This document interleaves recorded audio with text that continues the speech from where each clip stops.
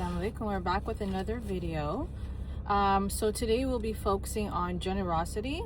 The opposite of that is miserliness, which we discussed in the last video. So miserliness was the first disease of the heart that we discussed, and so generosity is the opposite. So with these diseases, we want to practice the opposite of it in order to help cure the disease. And so for generosity, I want to focus on generosity in the home specifically, because it's easy to be generous and nice outside the home, kind of put on a show. You want to be on your best behavior when you're at work, at school, but then at home, we kind of let our guard down because we take the people that we live with for granted, our family members. And so we want to change that and make sure that we're still on our best behavior, even in the home, with our children, with our parents, with our spouses. And so I'm going to talk about 7 different ways that we can be generous in the home. And of course, you can, once you apply this in the home, you can also apply this outside the home as well. But I just want you guys to just focus on seeing how you can increase generosity in the home first, and kind of focus on that. So with your spouses, with your children, with your parents, and with your siblings as well. So the first one is time and attention. That means giving your undivided attention to the people that you live with, your loved ones. Things that rob us from that is the internet, the phone, technology, television. These things are robbing our attention, and we're usually in the house with our family members, but we're not really fully present with them.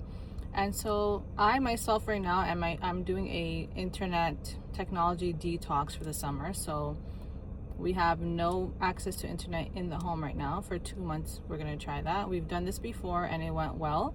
And so I just want to do that again so that we can kind of go back to increasing quality time with each other, and just being present fully with the people that we live with in the home. And so get rid of the distractions. Not everybody can do a detox, obviously, so just maybe carve out some time, set aside some time, like every day after school for 20 minutes. Maybe you put away your phone and you guys just sit and talk. Maybe you plan date nights with your spouses, have just plan something that you can do with your parents, with your children, with your spouses, where you can put away the distraction and fully be present with them and give your attention and time. So that's number 1. And also you can ask yourself, like, do the members of my family feel like I'm being fully present with them? Like, how would they answer that if you ask your children, like, is your dad fully present with you? Does he pay attention to you, or is he distracted with the phone? Is he just like on his phone scrolling? Is your mom always distracted and busy on the phone? How do you think your children will answer that? And do the same thing. And also with your spouses, your parents, do you think that they feel that you're giving your undivided attention to them? So maybe that will help you understand how much attention and time you're actually giving to your family members, not just being in the home physically, but actually being present with them. So that's number 1. Number 2 is being generous with your words. So encourage your family, encourage them. Give them positive feedback. Just be kind, use kind words, and try to lift them up and encourage them and make them feel supported with your words as well.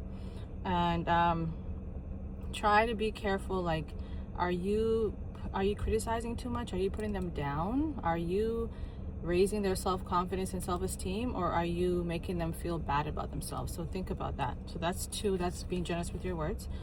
Number 3 is patience. So for example, your child spills a drink. Are you quick to yell at your child, or are you patient with them? Again, it's easy for us to be patient with people outside the home. So if something happens, you're like, oh no, it's okay, no problem.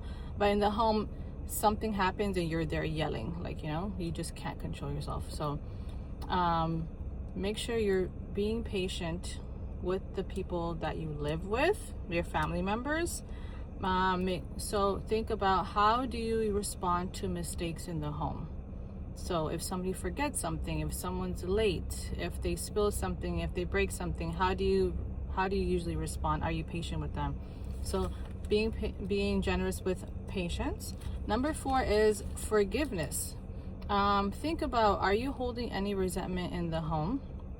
Is there anything that you need to let go of? And if there is resentment, try to figure out a way, like, do you need counseling to get over it, or is it something that you can just easily forgive the person? So we don't want to hold on to resentment, because that would just eat at you, and it's just gonna break up, make the relationship really deteriorate. And so you want to get rid of resentment, forgive as much as possible. And if you can't forgive and you feel like you're holding on to something like deep down that's really bothering you, you need to go get help so it doesn't affect the family. Number 5 is service. So what can you do to help more around the house? Or just think about, what does people in your family, what do they need help with? What can you do to make everyone's life a little bit easier? Think about your parents, your spouse, your children. What can you do to physically help around the home? Is there anything that you could, what kind of responsibilities can you do more of to just make the other person's life a little bit more easier? So that is for service, number 5. Number 6 is with compassion. Let's be generous with our compassion. So this is more about like emotional support. Number 5 was more about physical, like what can you actually do in the home? Like, can you do more of the laundry? Can you do more grocery shopping, cooking? So 6, think about more of like emotional support. Can you, who in the home right now needs your support? So be aware of how everybody's acting, be present. This is why it's important to be present in the home, because if you're not present, you're not going to notice little things. So for example, like if your teenager is suddenly withdrawn and they're spending a lot of time in their room and they're not really talking, socializing, you need to be present in order for you to notice that. And those can be like early signs of depression, or just like issues that maybe things are happening at school with their friends. And so you need to be present in the home and see, like, okay, this person's acting a little off, and then you can reach out to them and see how can you provide support, compassion, emotionally, how can you be there for them? And again, we need to be present in order for us to notice these subtle changes. So that is number 6. So how can you show compassion to somebody who is struggling in the home? And then last, number 7 is with resources. This is actually what we usually think of when we talk about generosity. The first thing that comes to mind is generosity is like giving charity, giving money. And so so resources is another thing. So it doesn't have to be money, but like with food, even with your knowledge. What is something that God has blessed you with that you can share with others? And we're very quick to like thinking, okay, charity means I have to go out and help the poor. But again, let's change that mindset and start first in the home and see, how can I help my parents, my siblings, my spouse, my children? Is there anything that I can do? What resources do I have that I can share with them that can make their life easier? And so those are the 7 ways. Of course, there are more ways, but those are the 7 ways that I wrote down of how we can show more generosity in the home. So please think about those things, and just see how you can all increase generosity in the home using those 7 tips. And again, I know a lot of us are stressed, we're burnt out, and thinking about how can be even more generous is like, oh my God, I can't, because I'm already giving so much of myself. But if everybody in the home is being generous, if everyone's sharing responsibilities, if everybody's looking out for each other, then you won't be burnt out, because you're going to get support. So hopefully if everybody's generous, then it's going to benefit everybody in the home. So that's the goal, right?